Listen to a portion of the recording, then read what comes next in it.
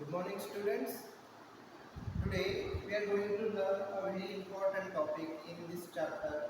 This topic is called as a movement of inertia.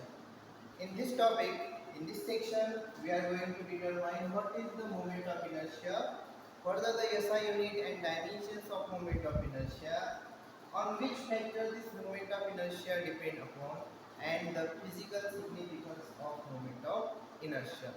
Before that, we are going to learn some terms which is called as the rigid body and axis of rotation, which is related with this moment of inertia. Let's start.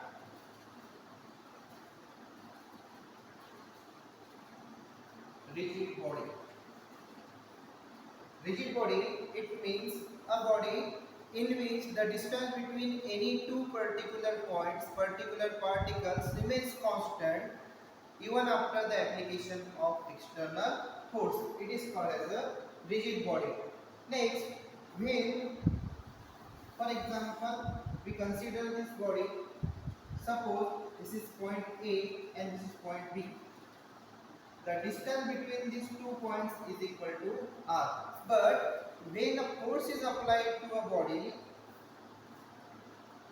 the distance between 2 points A and B does not change. It remains constant. Then such body is called as a rigid body.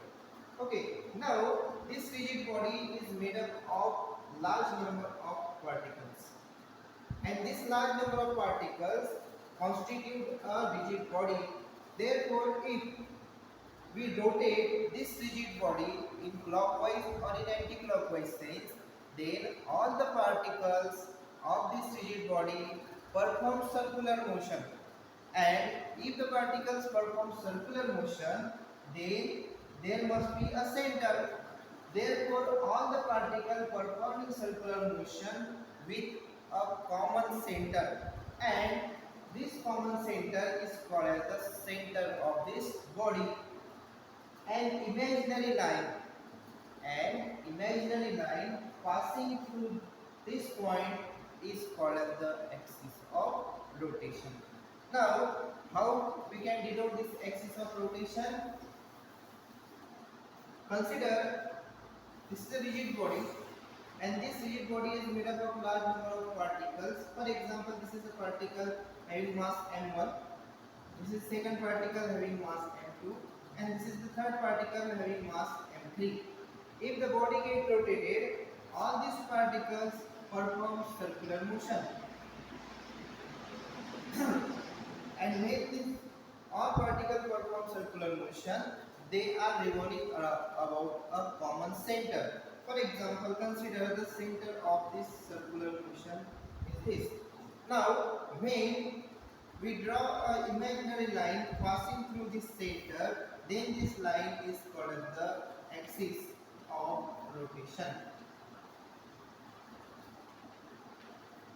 So, when we study the moment of inertia, we came across the term axis of rotation. So what is axis of rotation? It is nothing but the imaginary line which is passing through the center of the circle. Okay, now we are going towards the moment of inertia. What is moment of inertia? We can define moment of inertia as the product of mass of the particle and square of the distance from the axis of rotation. See here.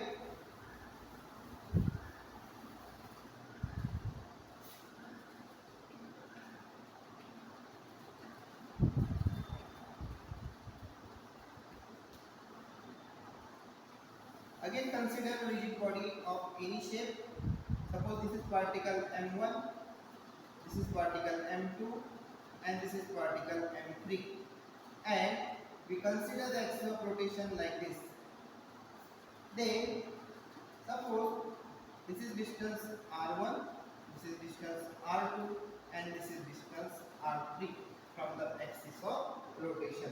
Then, the moment of inertia of each particle can be denoted as, suppose moment of inertia of the first particle, it is equal to m1 r1 square. We denote as I1. Similarly, moment of inertia of the second particle, it is equal to m2 r2 square, and third particle is equal to m3 r3 square.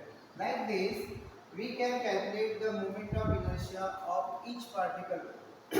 But if we have to calculate the moment of inertia of the whole body, then we calculate this as moment of inertia of body I is equal to, it is equal to the addition of all this moment of inertia m1 r1 square plus m2 r2 square plus up to mn rn square. Now this sum can be written like this: summation of mi ri square. This means when you put I is equal to 1, it is equal to m1 r1 square, then second, third particle. Therefore, what is this moment of inertia? Denote this moment of inertia of the body is nothing but the sum of the moment of inertia of the each and individual particle. Therefore, this moment of inertia, how we can define this moment of inertia? The moment of inertia can be defined as it is the product of the mass of the particle and its square of the distance from the axis of rotation. Now, one thing should be remembered that when we consider a separate particle, each having masses m1, m2, m3, then we must use here the summation sign. But if a body is uniformly distributed, if the mass of the body is uniformly distributed, then on this place we can replace the summation sign with the integration, and therefore this moment of inertia also can be written as it is equal to r square dm. What is r square? It is the average distance of the particle from the axis of rotation, and what is dm? Dm is the mass of the body and distance r. Now we are going to learn about the SI unit and dimension of this moment of inertia.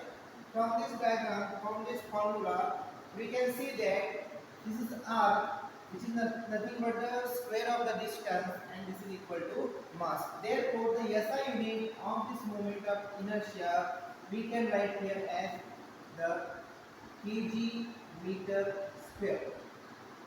And what is the CGS unit? The CGS unit is, what is the CGS unit of kg? It is equal to gram and it is equal to centimeter square. Therefore, moment of inertia can be denoted in SI unit in the term of kg meter square and in CGS at a gram centimeter square.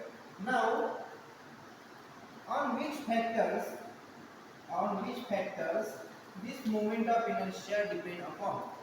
This moment of inertia depend upon three factors. The first factor is always it is equal to the distance. It is equal to r square. Second is the mass of the body. That is dm. And the third and important factor, it is called as the distribution of mass.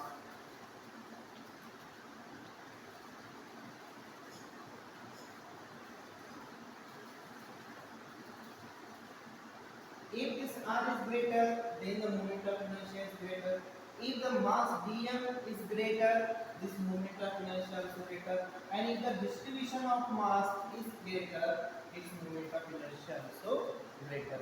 Therefore, we learn that what is moment of inertia? Moment of inertia is nothing but the product of the mass of the particle and its square of the distance from the axis of rotation. We can denote moment of inertia like this with summation I is equal to 1 to n mi ri square, when the mass of each particle is taken separately. But if the mass of the body is distributed uniformly, then we can replace this summation with integration. Therefore, I is equal to r square dm. Now, what are the SI unit of this moment of inertia? It is equal to kg meter square and CGS unit is gram centimeter square. What are the dimensions? We can easily Write the dimension of this moment of inertia. The dimension of moment of inertia is equal to, it is equal to m1 L2 and T0. Now we are going to determine the physical significance of this moment of inertia. What is physical significance? Moment of inertia is a quantity which can be measured, and we can't directly measure the moment of inertia of a body. Therefore, we must relate this moment of inertia with an object, with a term which can be measured. Therefore, now we are going to learn about the physical significance of this moment of inertia.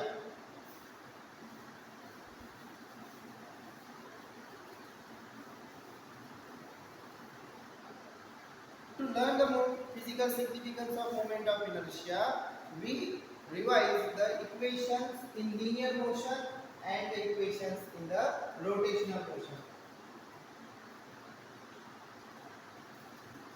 This is linear motion and this is the rotational motion.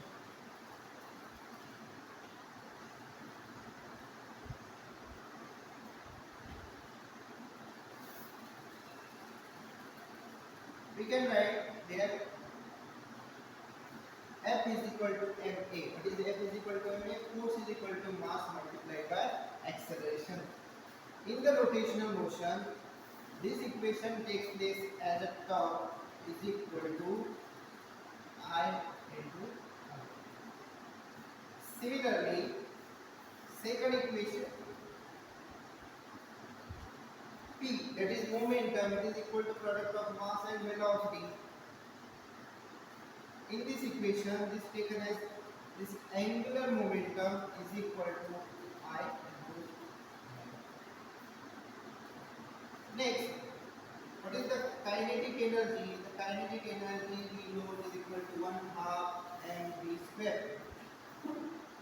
In the rotational motion, the same kinetic energy becomes 1 half I omega square. Therefore, from these three equations, we can relate or we can physically signify the moment of inertia. How? Let's see. In this case, this is force and this is torque. This is acceleration. This is angular acceleration. Therefore, we can say that this m and this I, they both are same. Now, in the moment, linear momentum. Here, P is a linear momentum. This is angular momentum. This is linear velocity. This is angular velocity. Therefore, we can say that this m and I must be same. Now, kinetic energy here. This is velocity square. This is angular velocity square. Therefore, we can say that this m is equal to I.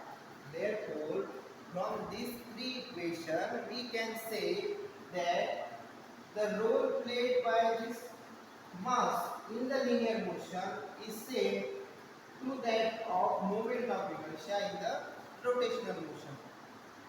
What this indicate? This moment of inertia indicate the opposition to the motion of the object. According to the Newton's law, every object opposes its change in its original condition.